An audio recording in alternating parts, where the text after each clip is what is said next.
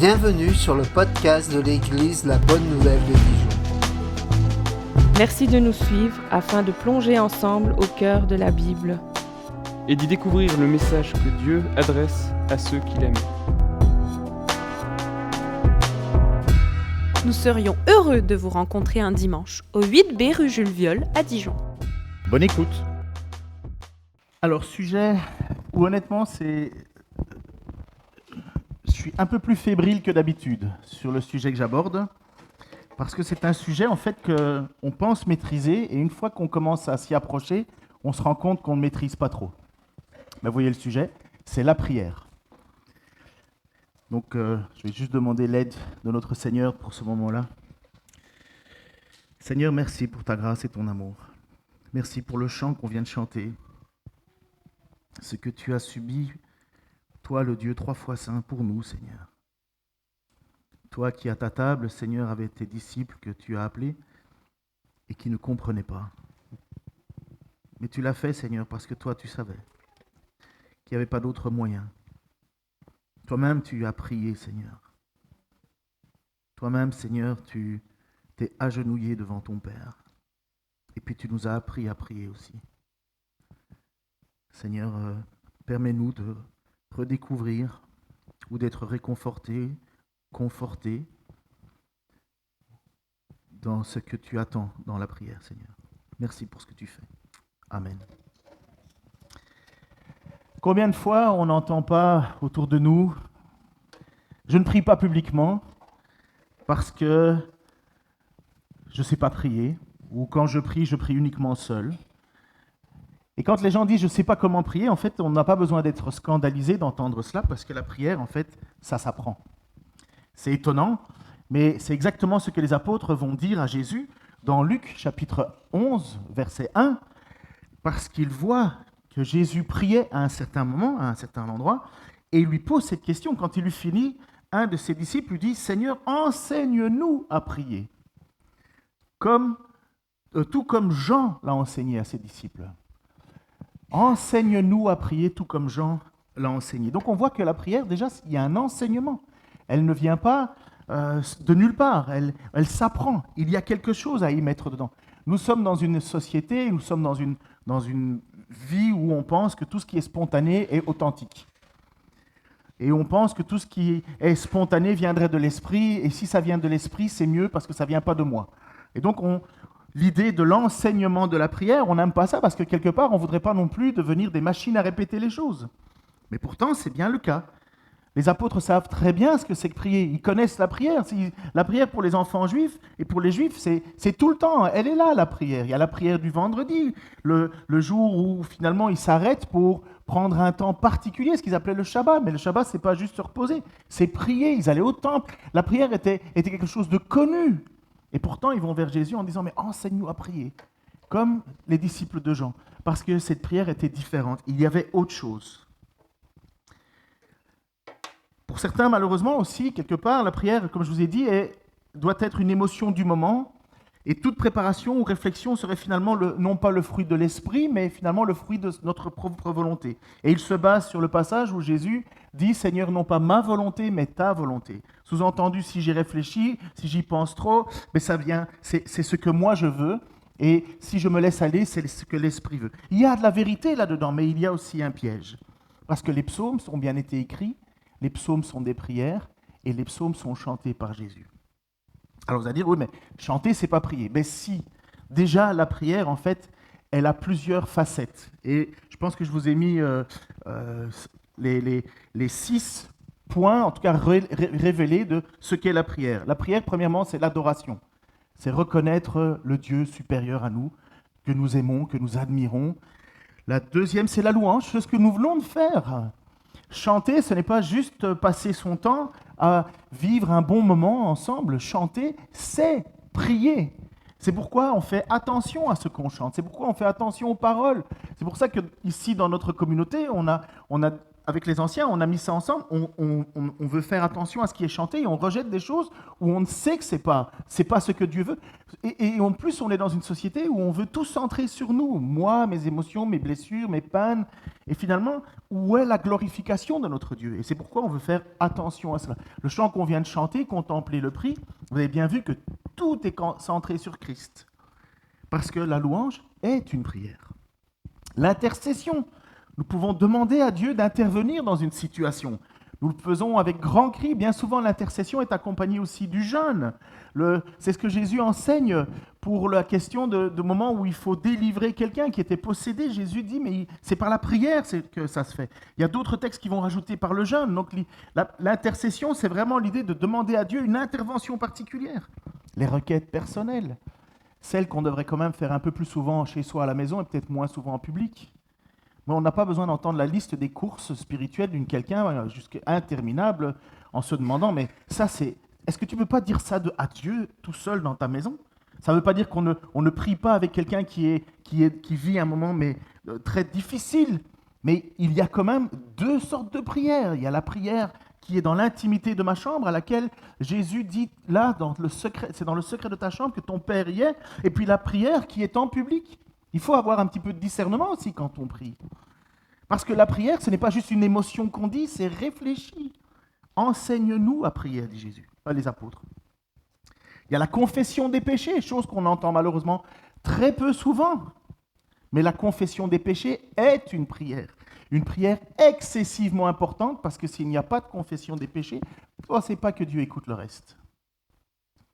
Il y a aussi l'action de grâce. L'action de grâce, c'est quand quelqu'un, au milieu de l'assemblée ou tout seul chez lui, remercie Dieu pour ce qu'il a reçu. Et il y a Saint Vincent de Paul qui avait écrit cette petite phrase, qui a écrit ça. Il a dit, on devrait passer autant de temps à remercier Dieu pour ce qu'il a fait que le temps que nous avons passé pour lui demander quelque chose. On devrait passer autant de temps à remercier Dieu pour ce qu'il a fait que le temps qu'on a passé pour lui demander de faire quelque chose. Et personnellement, c'est souvent que je me dis, mais Ken, action de grâce. Combien de fois je ne prie pas avant la prédication, Seigneur, aide-moi, dirige-moi, parce que c'est stressant prêcher. On parle quand même au nom de Dieu. Et puis, je dis, Seigneur, et puis quand le dimanche après-midi c'est fini, je suis là, et puis à un moment je fais, mais bon sang, tu n'as même pas demandé à Dieu merci. Et c'est ça bêtement, prendre le temps de remercier Dieu pour ce qu'il nous donne. Il y a des prières dans l'intimité, comme je vous ai dit, il y a les prières dans la publique. Il y a ce que je dis à Dieu dans le secret de ma chambre, et puis il y a ce que je dis au milieu de l'assemblée, assemblée qui va dire « Amen » à ce que j'ai dit, qui va dire le « Ainsi soit-il ». C'est une approbation de l'assemblée. Si l'assemblée dit « Amen », c'est parce que je suis d'accord avec ce qui a été dit. Je l'ai déjà dit une fois, mais je ne dis pas « Amen » à tout ce que j'entends, moi, ici. Le « Amen » ne vient pas conclure comme un rituel de prière. Je dis Amen à quelque chose avec lequel je suis d'accord. Réfléchissez avant de dire Amen. J'ai déjà entendu, ou vous-même, vous écoutez parfois des prédications sur Internet ou audio, et vous avez toujours la même personne qui, dans le fond de la salle, vous l'entendez toujours Amen, Amen. Et à certains moments, je dis, mais est-ce qu'elle réfléchit ou bien c'est juste un automatisme? Ça ne veut pas dire que le Amen n'est pas faux, mais c'est encore quelque chose où je dois approuver une prière. Première question. Est-ce que Dieu écoute toutes les prières? Est-ce que Dieu écoute toutes les prières? Bien sûr que non. Bien sûr que non. Parce qu'il y a prière et prière. Alors je sais que je peux vous mêler avec ça, mais il y a prière et prière. Il y a des prières qui veulent juste attirer le regard sur soi, qui cherchent finalement à être bien vues autour de soi. Et puis il y a aussi les prières qui cherchent le Dieu face à face. Les prières qui veulent vraiment, avec une intensité profonde, avoir une réponse de Dieu. Il y a la prière des hypocrites, et puis il y a la prière des païens. Les païens, ça veut dire ceux qui ne connaissent pas Dieu. C'est exactement ce que Jésus enseigne dans Matthieu chapitre 6, versets 5 à 8. « Lorsque tu pries, ne sois pas comme les hypocrites. » Vous voyez bien que ce n'est pas une prière, même s'il prie, ce n'est pas une prière pour Dieu. Ce n'est pas une prière valable pour Jésus. Pourquoi? Parce qu'ils aiment prier devant les synagogues et au coin des rues pour être vus des hommes. Je vous le dis en vérité, ils ont leur récompense. Tu voulais qu'on t'écoute? ben on t'a écouté, mais c'est tout ce que tu reçois. Mais quand tu pries, entre dans ta chambre, ferme ta porte et prie ton Père qui est là dans le secret. Et ton Père qui voit dans le secret te le rendra. Vous voyez la grande différence que Jésus met entre ceux qui veulent paraître spirituels et ceux qui cherchent la face de Dieu. Et puis la deuxième chose que Jésus dit, en priant, ne multipliez pas les paroles comme les membres des autres peuples. Donc c'est ça le mot païen. Ils s'imaginent qu'en effet, qu'à force de paroles, ils seront exaucés. Ne les imitez pas. Votre Père sait de quoi vous avez besoin avant de lui demander. Vous voyez que toutes les prières ne sont pas exaucées. Nous, souvent, on se dit, ah ben il prie, c'est magnifique. C'est bien, là. Il prie. Mais Jésus n'est beaucoup plus strict que nous. Il dit, d'accord, mais où est son cœur? Est-ce qu'il prie pour être vu? Et puis, est-ce qu'il prie parce qu'il me connaît? Parce que pour Jésus, le païen, c'est celui qui ne le connaît pas, qui ne connaît pas sa parole, qui ne sait pas qui il prie. Parce que Jésus est clair, il dit, ne les imitez pas. La prière doit être le fruit d'une obéissance à Dieu aussi, à sa parole. Nous ne venons pas en audience devant l'Éternel, le Dieu 3 fois saint, comme ça, les mains dans les poches, en se disant, bon, ben j'ai prié. Parce que le proverbe 28, 9 est assez clair. Celui qui détourne l'oreille pour ne pas écouter l'enseignement, donc là la Torah, sa prière même est une abomination. Ça n'a aucun sens de vouloir prier et ne pas obéir à la volonté de Dieu. Ça n'a aucun sens de prier et de se détourner de l'enseignement de Dieu. Ça n'a aucun sens. Dieu est clair, c'est une abomination, je n'écoute pas. Je vous assure que moi-même, en prenant le temps de refaire cette étude sur la prière, j'ai encore découvert des choses en me disant « Ah Seigneur, merci parce que tu m'éclaires par ta parole. » Je suis un peu triste qu'il y en a certains qui s'arrêtent d'apprendre en s'imaginant qu'on sait tout. Honnêtement, au plus on creuse la Bible, au plus on découvre des choses. Et le propre d'un évangélique, d'un protestant, c'est de se réformer. C'est de revenir toujours devant le Seigneur, devant sa parole et dire « Renseigne-moi, enseigne-moi, reprends-moi. » Vous savez que autour de Jésus, les pharisiens, qui étaient des spécialistes de la prière, étaient étonnés de ne pas voir Jésus prier ou même de jeûner. Écoutez l'accusation qu'ils lui font en chapitre 5, verset 33 de Luc. Ils lui dirent « Pourquoi les disciples de Jean, tout comme ceux des pharisiens, jeûnent-ils fréquemment et font-ils des prières, tandis que les tiens mangent et boivent ?» Vous avez déjà soulevé ça? Les gens qui regardent Jésus, ils disent « Mais finalement, tu ne pries pas? Tu ne jeûnes pas? Tu fais pas comme nous? Tu ne rentres pas dans le cadre, dans la boîte ?» Est-ce que quelqu'un ici d'entre nous douterait une seule seconde que Jésus ne priait pas? Est-ce que quelqu'un va dire « Ben non, ben c'est sûr, ils avaient raison, non, Jésus ne prie pas. » Il ne prie pas comme eux. Exactement ce que Jésus leur dit. Moi, je ne prie pas comme les hypocrites. Moi, je ne prie pas comme les païens. Bien sûr que Jésus priait, mais et c'est pour ça que les apôtres lui demandent « Enseigne-nous à prier ». C'est pas qu'ils ne savaient pas les phrases, ils connaissaient bien les choses à dire. Ils connaissaient le schéma Israël. Le schéma Israël, c'est ce que les Juifs prient dès le départ. C'est une introduction à la prière.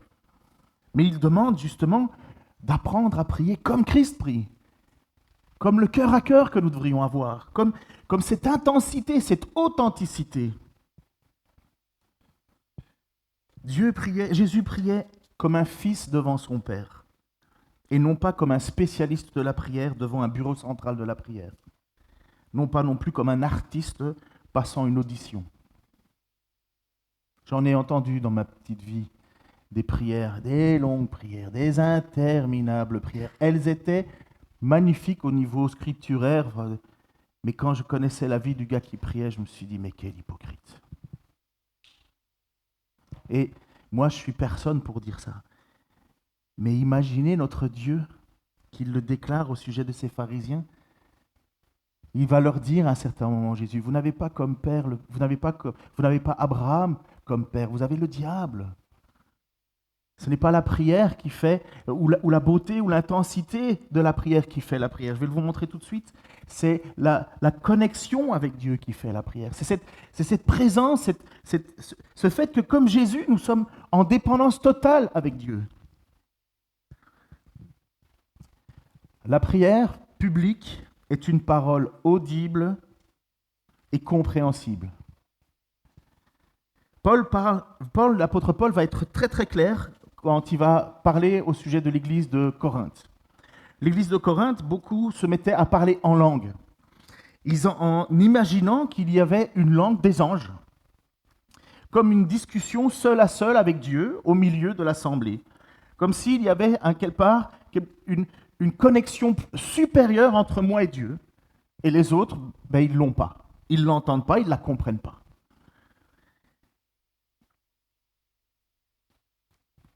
Comme s'il y aurait une onction particulière pour avoir une audition particulière avec Dieu. Bien sûr, le non-croyant n'est pas écouté. Celui qui désobéit à la parole de Dieu n'est pas écouté. Mais celui qui appartient à Christ, il est écouté. Mais il y a eu un mouvement qu'on appelle le mouvement gnostique qui disait il existe encore un secret supérieur.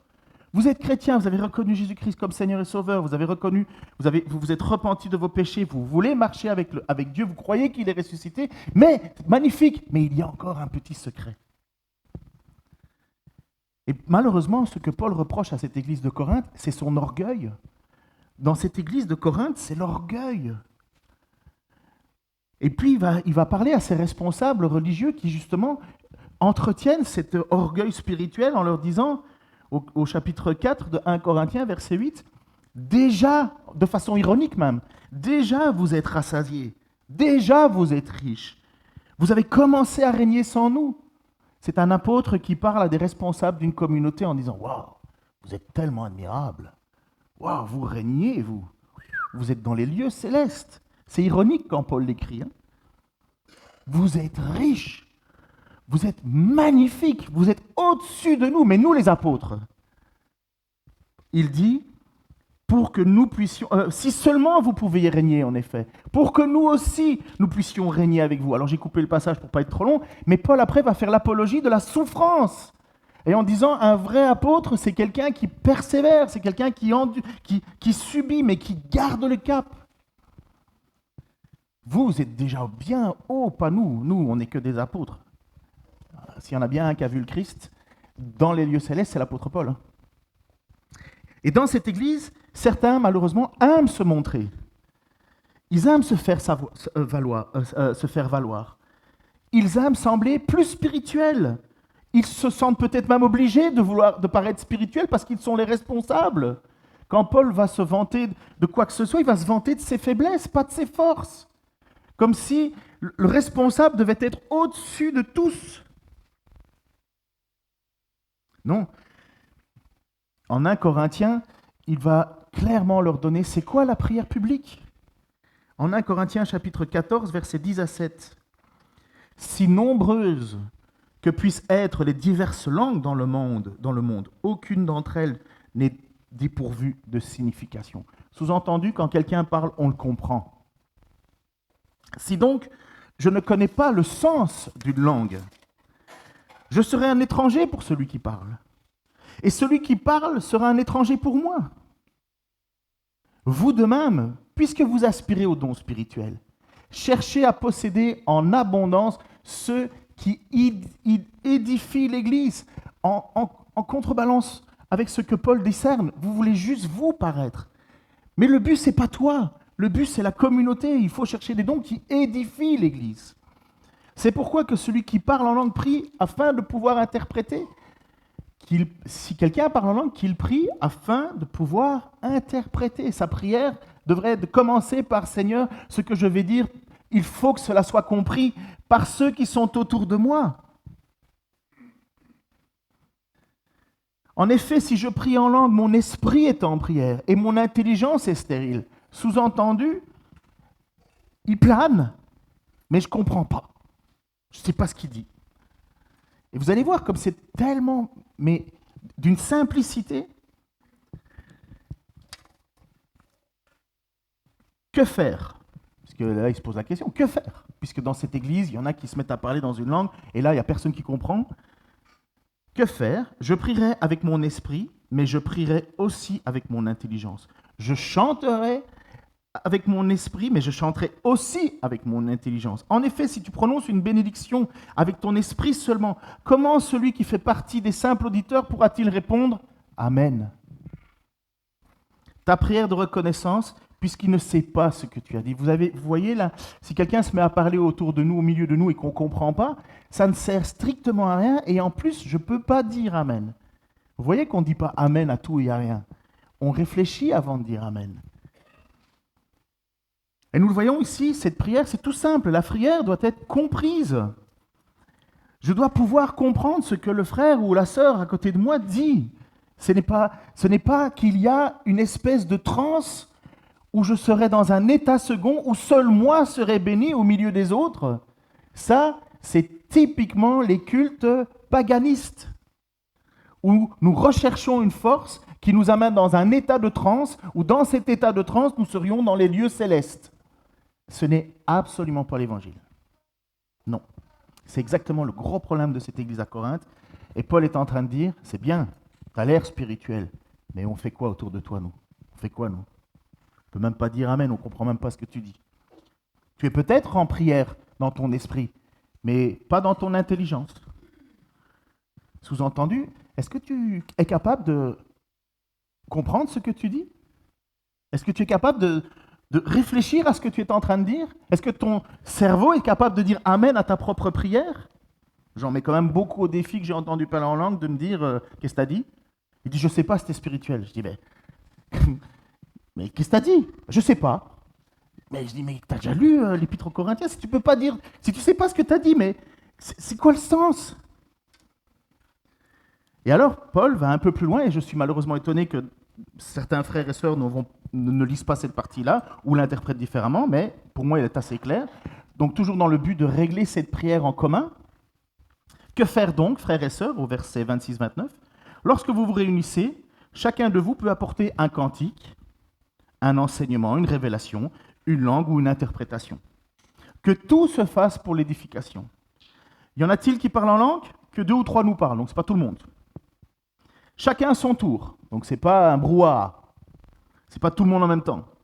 Et que quelqu'un interprète. Ça veut dire qu'il faut que quelqu'un comprenne ce qui est dit.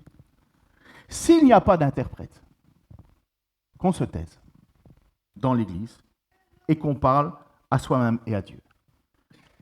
Qu'on se taise.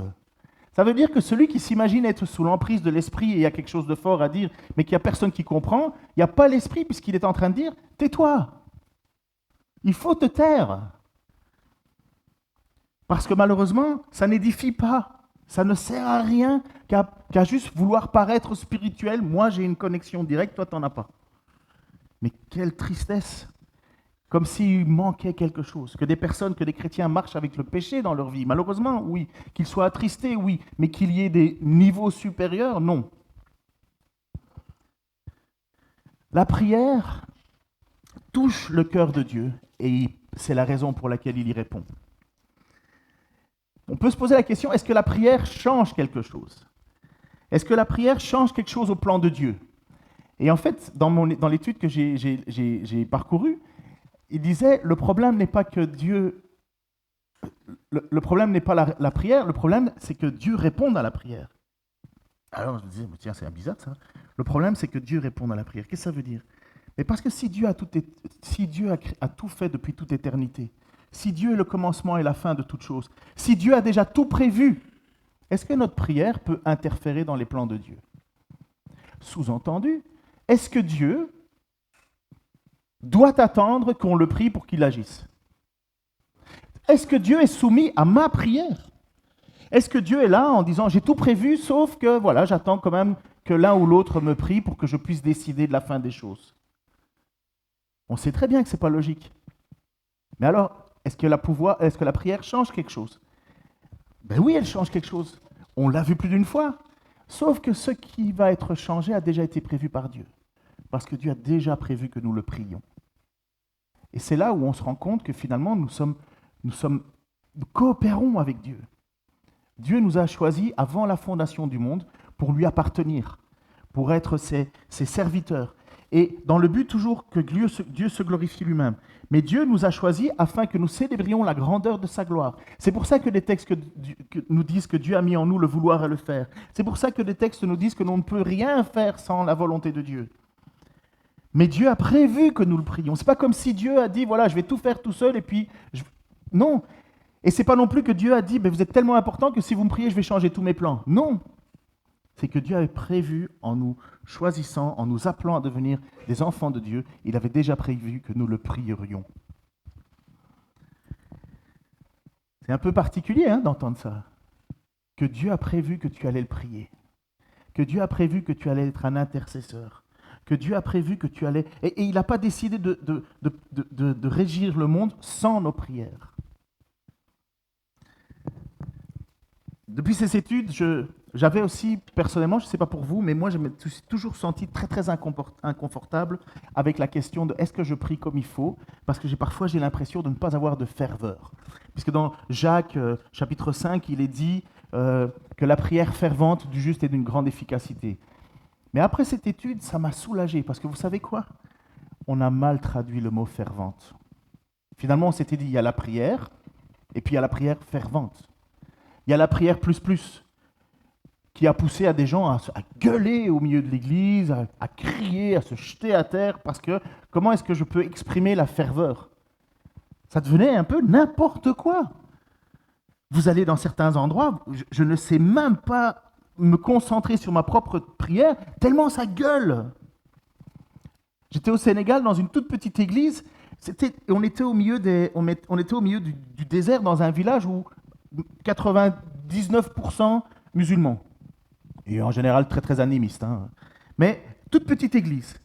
Et c'était une église où, pour ceux qui viennent d'Afrique, où il fait chaud, ils connaissent, il n'y a pas de fenêtre, il n'y a rien, c'est juste un bâtiment, un toit de tôle, quelques poteaux et des bancs. Et à un moment, j'étais là, et je vous assure que j'étais mal, parce que moi, j'étais appelé pour faire de l'enseignement là-bas, et j'ai pris le temps pour aller enseigner, mais à un moment, j'avais la conviction, Seigneur, je sens que ce n'est pas ce que tu veux que j'enseigne. J'étais là, au milieu de cette église, il gueulait. C'est bien de chanter avec, mais là, c'était exagéré. Et puis, je regardais les gens du village passer tout autour, et qui marchaient tout autour. Et honnêtement, ils les regardaient comme des fous. C'est des fous.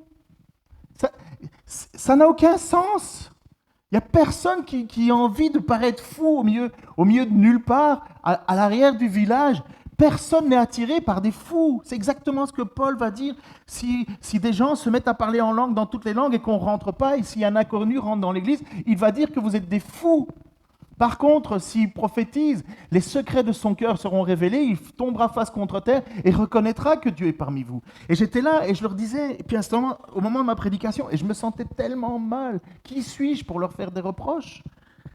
Et je leur disais, mais est-ce que vous vous rendez compte que vous êtes occupés à paraître pour des fous dans votre village ?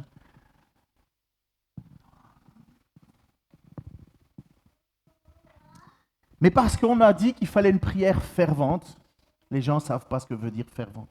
J'aime les prières avec joie. J'aime ça. J'aime quand les gens sont joyeux. Ça me rend joyeux moi-même. Mais écoutez ce que dit... Alors c'est peut-être un petit peu... Ça va peut-être un peu voler, mais c'est du Blocher. Henri Blocher, comme je vous ai dit, un des très bons théologiens qu'on a. Un premier point exige une entière netteté.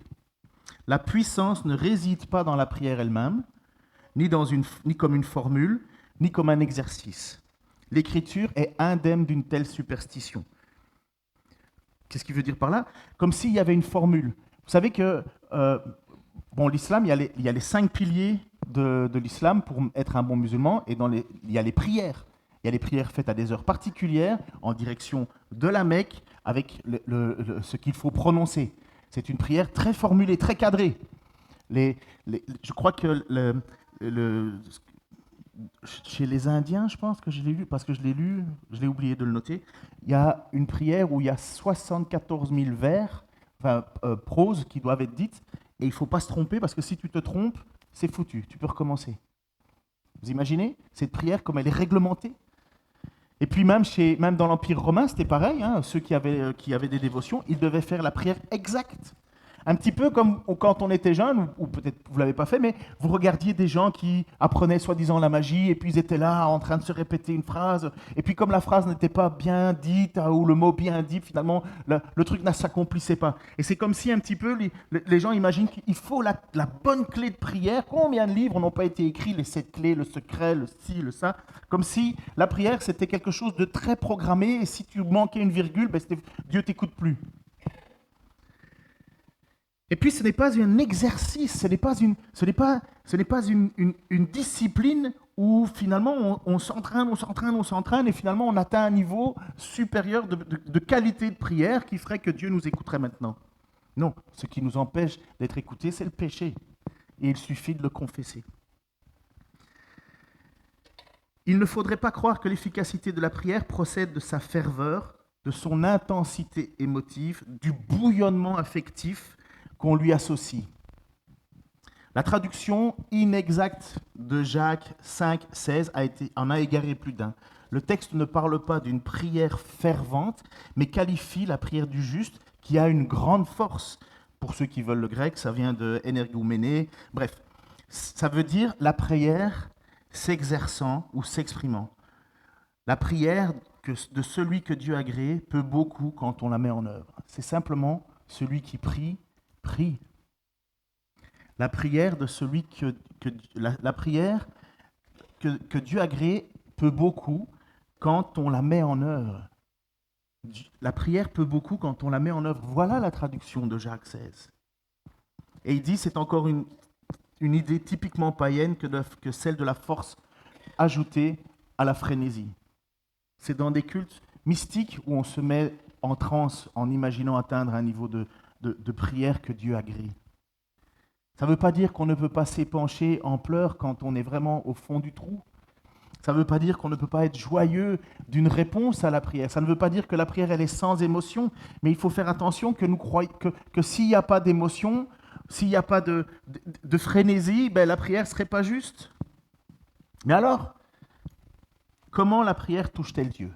Si ce n'est pas par la ferveur, comme moi je me l'imagine, une espèce d'intensité, un état second, si ce n'est pas ça qui touche le cœur de Dieu, qu'est-ce qui touche le cœur de Dieu ? Simplement, quand nous venons à lui humblement. Humblement. Imaginez un enfant qui vient vers son père et qui lui dit « Papa, est-ce que je peux dormir avec toi cette nuit? J'ai peur de l'orage. » Est-ce qu'un père aimant ne dirait pas à ce moment-là à son enfant « Viens, je vais te réconforter ». Bien sûr que Dieu ne tolère pas le péché, que Dieu est 3 fois saint. Bien sûr que c'est un Dieu qui est redoutable, puisqu'il se présente aussi comme ça. Mais en même temps, c'est un Dieu qui désire pardonner, qui désire bénir, et qui désire non pas nous donner ce que nous méritons, mais il nous désire nous donner ce qui est issu de sa grâce, ce qui est bon. Et c'est justement parce que nous venons avec cette humilité devant Dieu que Dieu nous regarde et nous écoute. Quelqu'un qui reconnaît qu'il ne peut rien sans la grâce de Dieu. Si tu regardais mes fautes, Seigneur, si tu comptais mes fautes, qui pourrait résister ? C'est quelqu'un qui, devant Dieu, se met en prière en disant « Seigneur, j'ai vraiment besoin de toi ». C'est quelqu'un qui, face à la prière, n'est pas en train de regarder s'il a atteint un bon niveau, la bonne formule, la bonne phrase. C'est quelqu'un qui vient simplement s'épancher devant son Père. Écoutez, c'est étonnant, alors juste peut-être avant que je vous lise ce passage-là, dans Jérémie 31, versets 18 à 20, il va parler d'Éphraïm. Éphraïm, c'est une des 10 tribus, il y en a 12, mais il y a 2 tribus qui forment le royaume de Juda et 10 tribus qui forment le royaume d'Israël. Et Éphraïm est un petit peu la tête du royaume d'Israël. Donc Israël a fait énormément de bêtises. Lisez le livre des Chroniques ou des Rois ou 1 et 2 Samuel et vous verrez à quel point le peuple s'est constamment détourné de Dieu, parti vers l'idolâtrie, n'importe quoi. Ils ont fait n'importe quoi, ce qui les a amenés vers l'exil. Donc Dieu dit à un certain moment, ok, ben vous allez tous partir à Babylone, c'est fini, vous êtes en déportation, Jérusalem est détruit, et c'est là où vous allez la voir. Donc Ésaïe va parler de cette fameuse déportation à cause de ce cœur d'Israël qui est dur, qui préfère aller vers d'autres dieux. Et c'est dans cette période où le peuple va être en exilé à Babylone qu'il va y avoir le prophète Daniel qui va se lever et qui va prier et annoncer finalement le retour, parce que Dieu avait prévu que pendant 70 ans, Israël serait privé de son lieu d'adoration. Et pour nous, enfin pour les Juifs, le lieu d'adoration, c'est local. C'est pas comme nous où nous pouvons être partout sur la terre. Eux, ils devaient être proches du temple. Et donc Éphraïm est sans arrêt en train de faire l'inverse de ce que Dieu demande. Mais écoutez, parce qu'au verset 29, au verset 20, dans ceci, vous allez voir, à un moment, Dieu est surpris par l'amour qu'il a pour Éphraïm. Dieu est surpris de l'amour qu'il a pour son peuple. Tu peux le mettre à toi. Dieu est surpris de l'amour qu'il a pour toi. J'entends clairement, verset 18, Éphraïm se lamenter.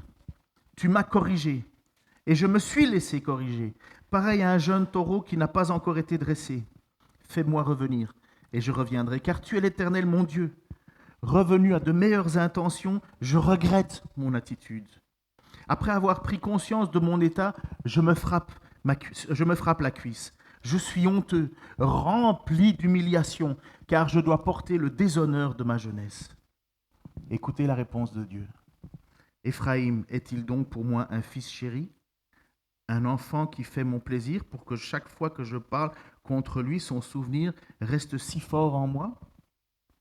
C'est que je suis profondément bouleversé quand il est question de lui. Je ressens beaucoup de compassion pour lui, déclare l'Éternel. Vous imaginez? Dieu devant son peuple qui dit « Je ressens beaucoup de compassion ». Éphraïm n'est pas un modèle, au contraire, il a tout faux. Sauf qu'à un moment, tu m'as corrigé, je me suis laissé corriger. Pareil à un jeune taureau qui n'a pas encore été dressé, fais-moi revenir et je reviendrai, car tu es l'Éternel mon Dieu. Revenu à de meilleures intentions, je regrette mon attitude. Après avoir pris conscience de mon état, je me frappe la cuisse, je suis honteux, rempli d'humiliation, car je dois porter le déshonneur de ma jeunesse. Et Dieu répond en disant, quand tu me pries, ça me bouleverse. C'est ça. Quand tu me pries, ça me bouleverse. Alors, est-ce qu'on a le droit? Est-ce qu'on est en droit de s'attendre que notre prière change quelque chose? Est-ce qu'on est en droit de s'attendre que notre prière a du sens? Mais bien sûr qu'elle a du sens. Et pourquoi est-ce qu'elle a du sens? Parce que nous sommes ses enfants. Il a décidé de nous adopter. C'est Dieu qui est venu. Ce n'est pas nous qui avons fait le choix de Dieu dans un supermarché de la spiritualité en disant « Tiens, je vais essayer ça, ça a l'air pas mal, ça a l'air tentant ». Comme si c'était nous qui choisissions que Dieu devienne le Seigneur de notre vie. C'est plutôt Dieu qui vient et qui tape sur notre épaule. Et il dit « Je suis le Seigneur de ta vie ». Reconnais-le. Et c'est pour ça qu'on ne peut pas résister à l'appel de Dieu. Lorsqu'il nous appelle, on ne peut pas résister. Oui, nous sommes ses enfants et ses fils chéris. Nous avons été adoptés par Dieu, comme l'a rappelé dans la présidence, par le sang de Jésus, par son obéissance. Lui, notre roi, notre Messie, notre Sauveur et Seigneur. Nous ne sommes plus des païens ou des hypocrites. Nous sommes des enfants. Et c'est comme ça que nous devons nous approcher de Dieu. Parce qu'il nous donnera ce que lui demandons, parce qu'il sait ce qui est bon. Car oui, Dieu a déjà tenu compte de notre prière. Il a prévu que nous allions le prier, que nous allions l'invoquer. La preuve, une petite preuve, il y en a plein d'autres, mais j'en prends juste une. Connaissez l'histoire de Jonas? L'histoire du poisson qui mange un prophète. Le prophète, vous savez pourquoi le poisson mange le prophète? Parce que le prophète, Dieu lui dit, tu vas aller à Nénive et tu vas aller leur annoncer que c'est fait, je condamne. Et Tarsis, donc Jonas dit, oui, super, je ne vais pas y aller. Il prend le bateau et il s'en va complètement de l'autre côté, il s'en va à Tarsis. Ninive est là-bas, lui il va à Tarsis. Parce qu'il ne veut rien savoir. Parce qu'il est Ninivites, c'est les pires des pires. Ce sont les champions de l'épluchure d'êtres humains. Donc on enlève la peau, juste comme ça pour le plaisir, et on essaie de faire en sorte qu'ils tiennent le plus longtemps vivants. C'était vraiment un peuple horrible. Et Dieu envoie Jonas finalement par là. Lorsqu'il part dans son bateau sur Tarsis, Dieu a prévu qu'il enverrait Jonas, et Jonas n'aura aucun mot à dire. On jette par-dessus le bord Jonas, et puis il y a un grand poisson qui vient prendre Jonas, et il le transporte où? À Ninive. Voilà, transport pratique, mais bon, bref. Donc, Jonas se retrouve maintenant sur cette rive, et qu'est-ce qu'il fait? Il fait ce que Dieu a demandé, mais il le fait avec un cœur, mais vraiment... Il traverse la ville et il dit, dans quelques jours, tout va être détruit, dans quelques jours, tout va être détruit. Niveau évangélisation, message avec un petit peu de tact et compagnie, oublié. Il n'y en a rien. Il n'y a rien. Mais toute la ville prend conscience de son péché. Même le responsable, le chef, et le chef déclare un jeûne, parce que le jeûne, c'est aussi l'humiliation. C'est souvent l'humiliation, la demande de pardon. Et même les animaux vont devoir passer par un temps de jeûne, parce qu'ils prennent conscience que Dieu est intervenu. À votre avis, est-ce que c'est la prière de Jonas qui a changé quelque chose? Non, Dieu avait déjà prévu que Ninive serait graciée. Et c'est exactement ce que savait Jonas, c'est pour ça qu'il ne voulait pas aller là-bas. Et regardez, c'est les paroles de Jonas, chapitre 4, versets 1-2.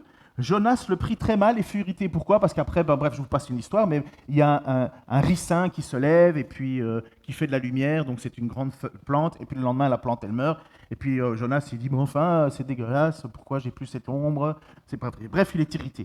Et Dieu va lui dire, mais toi, tu es irrité pour cette petite fleur, et toi, tu voudrais pas être heureux que moi, plutôt que de faire mourir le peuple de Ninive, je leur offre plutôt la grâce.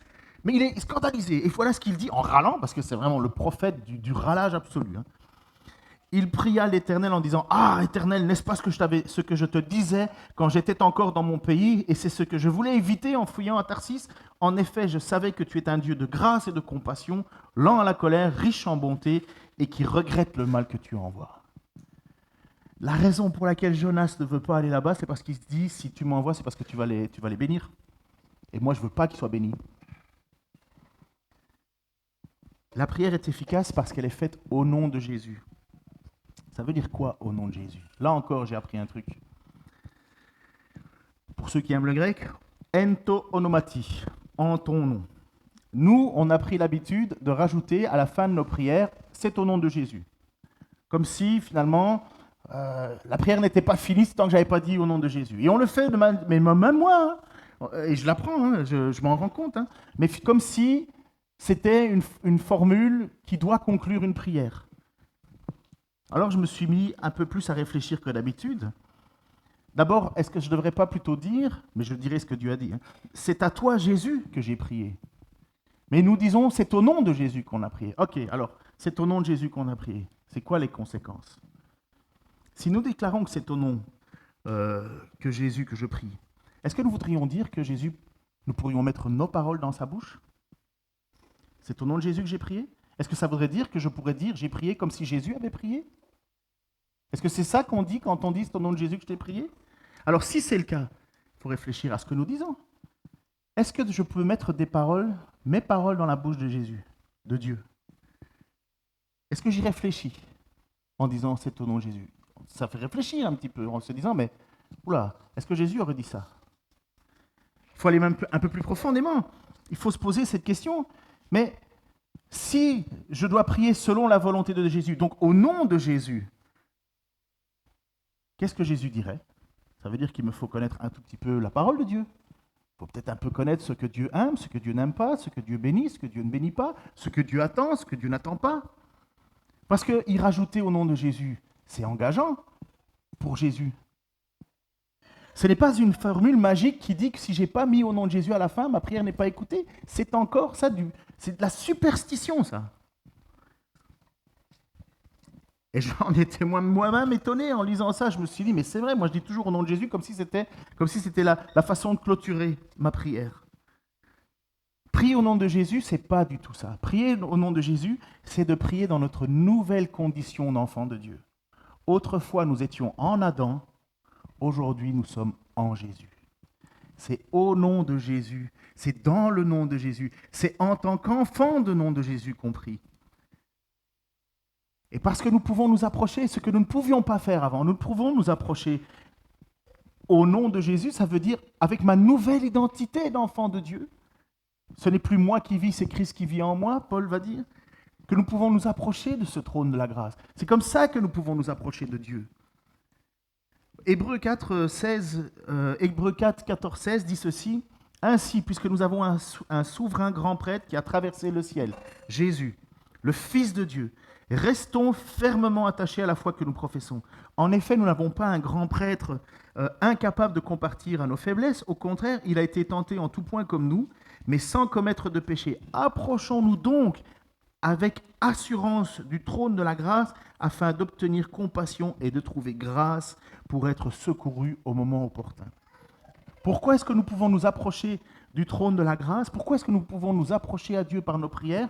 Parce que nous avons un souverain, un grand prêtre qui est Jésus. Qu'est-ce qu'il a fait, ce Jésus? Il n'a pas offert un sacrifice pour que nous puissions être reconnus et aimés par Dieu. Il n'a pas offert des vaches, des taureaux. Il s'est offert lui-même. C'est lui-même qui s'est offert. Et ce grand prêtre, il est là et il intercède et il est au milieu. Il est entre nous et Dieu. Et c'est parce que nous venons au nom de Jésus. Et Jésus peut dire, je le connais, c'est mon enfant, j'ai payé pour lui. Ce n'est pas un hypocrite, ce n'est pas quelqu'un qui vit une fois à gauche, une fois à droite. Non, c'est mon enfant, je le connais. Et c'est comme ça que nous pouvons nous approcher du trône de la grâce. Avec assurance.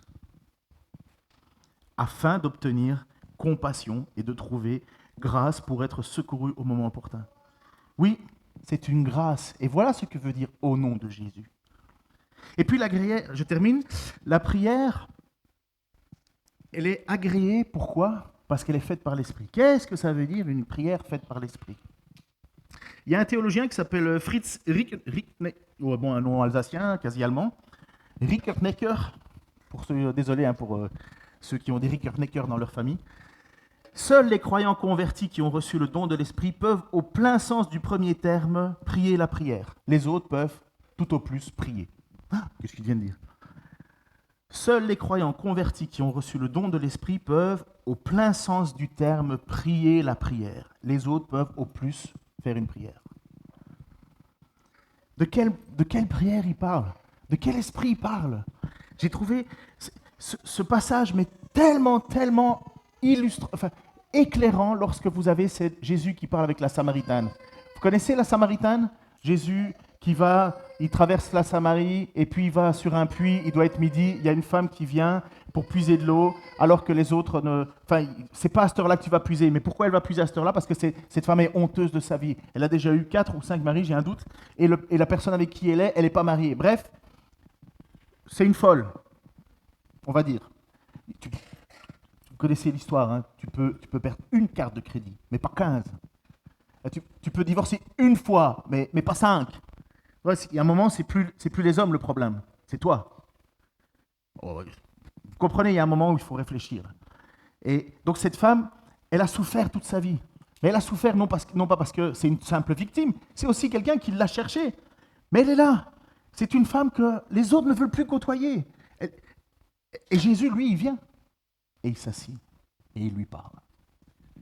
Il lui parle, elle ne comprend pas. Elle pense d'abord qu'il lui parle juste de l'eau et d'un puits. Et Jésus lui dit, si tu le savais, je peux te donner une source d'eau vive qui va jaillir jusque dans l'éternité. Il lui parle du salut éternel. Bref, cette dame, elle ne comprend toujours pas.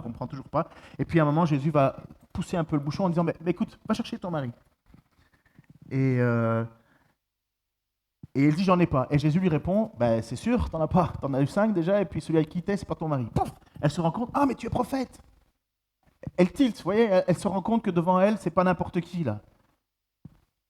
Dieu lui a fait grâce de s'asseoir à côté d'elle. Et puis, cette femme, elle a un éclair de lucidité parce qu'elle est prise dans son monde. Elle ne sait pas trop c'est quoi prier. Elle ne sait pas trop comment il faut s'adresser à Dieu. Elle ne le mérite même pas. Elle le sait. Et ça, voilà le cœur de Dieu. Puis, Seigneur, lui dit la femme, je vois que tu es un prophète. Nos ancêtres ont adoré sur cette montagne, et vous dites que l'endroit où il faut adorer, c'est à Jérusalem. Femme, lui dit Jésus, crois-moi, l'heure vient où ce ne sera ni sur cette montagne, ni à Jérusalem que vous adorerez le Père.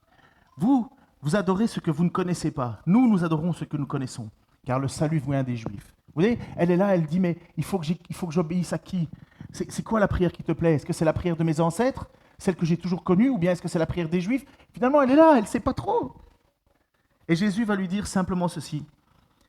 Mais l'heure vient, et elle est déjà là, où les vrais adorateurs adoreront le Père en esprit et en vérité.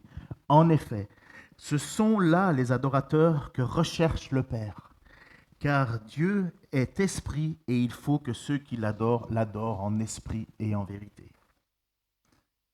Cet esprit ne vient pas de nous, cet esprit nous est donné par Dieu. Le jour de notre conversion, le Saint-Esprit vient nous sceller. Il vient déposer une marque sur nous. Il vient dire propriété du Seigneur. Et nous pouvons, de la même manière, nous approcher de Dieu par la prière que Abraham l'a fait, que Moïse l'a fait, que David l'a fait, que Élie l'a fait, que Paul l'a fait. Et tous ceux qui vivent en lui et qui ont reçu la marque de l'Esprit. C'est comme ça que nous pouvons nous approcher du Père et qu'il nous écoute, parce que nous sommes sa possession. Je termine, je l'ai déjà dit une fois, mais je termine vraiment avec ceci, les conclusions. On pourrait creuser encore plus. Je vous assure qu'il y a un moment, là, j'étais en train presque de me noyer dans tout ce que je lisais en me disant oh, il y a beaucoup. Mais ce que je voudrais qu'on puisse retenir pour cette première intervention sur la prière, c'est que tu n'as pas besoin de crier pour que Dieu t'écoute. De ferveur. Prie simplement. Tu n'as pas à te mettre en transe pour atteindre un niveau. Prie simplement. Tu n'as pas à douter de l'amour de Dieu qui peut changer les plans, car il les a déjà changés. Il attend simplement que tu pries simplement. Tu n'as pas à redouter de t'approcher du trône de la grâce. Tu n'as qu'à, parce qu'il nous connaît, tu n'as qu'à juste prier simplement. Et nous devons attendre avec confiance et soumission la réponse. Parce que Dieu ne nous doit rien, mais il nous aime. Dieu ne nous doit rien, mais il nous aime. Il est ému de nous voir. Et écoutez une prière, dernier texte, c'est sûr et certain. Écoutez la prière de l'apôtre Paul qui écrit aux Éphésiens. Voilà ce qu'est un exemple de prière. Bien sûr, il y a le Notre Père qui nous explique, mais je ne voulais pas le faire, on le connaît déjà. Éphésiens chapitre 3, versets 14 à 21. C'est l'apôtre Paul qui sait ce que c'est que de servir Dieu, qui sait ce que c'est de souffrir pour Dieu, qui sait qui est Jésus, qui connaît l'assurance que le chrétien, c'est la résurrection. Voilà pourquoi je plie le genou devant le Père, notre Seigneur Jésus-Christ, de qui toute famille dans le ciel et sur la terre tient son nom. Je prie qu'il vous donne, conformément à la richesse de sa gloire, d'être puissamment fortifié par son esprit dans votre être intérieur, de sorte que le Christ habite en vous, dans votre cœur, par la foi. Je prie pour que vous soyez enracinés et fondés dans l'amour pour être capables de comprendre avec tous les saints quelle est la largeur, la longueur, la profondeur et la hauteur de l'amour de Christ, et de connaître cet amour qui surpasse toute connaissance, afin que vous soyez remplis jusqu'à la plénitude de Dieu. À celui qui peut faire, par la puissance qui agit en nous, infiniment plus que tout ce que nous demandons ou pensons, à lui soit la gloire, dans l'Église et en Jésus-Christ, pour toute génération, au siècle des siècles. Et l'Église dit, Amen. C'est bon? Je dois faire quoi? Ma femme m'obéit. Avec cela, j'avais juste demandé, là tout de suite je suis intervenu, je dis est-ce qu'on peut mettre le temps de prière juste après la prédication? Est-ce qu'on peut prendre un temps de prière? Donc je vous invite à baisser la tête et prier avec cette même assurance. Si vous avez le Saint-Esprit en vous, et le Saint-Esprit c'est simplement que vous êtes certain que Jésus est le Seigneur, Sauveur, et qu'il est ressuscité, et que vous avez décidé de vous mettre et de vous placer sous son autorité, de placer votre espoir en lui, ça ne vient pas de vous. Priez le Seigneur parce qu'il vous accorde sa place au trône de la grâce. Ce n'est pas parce que tu le mérites, c'est parce que Jésus t'y invite. Amen.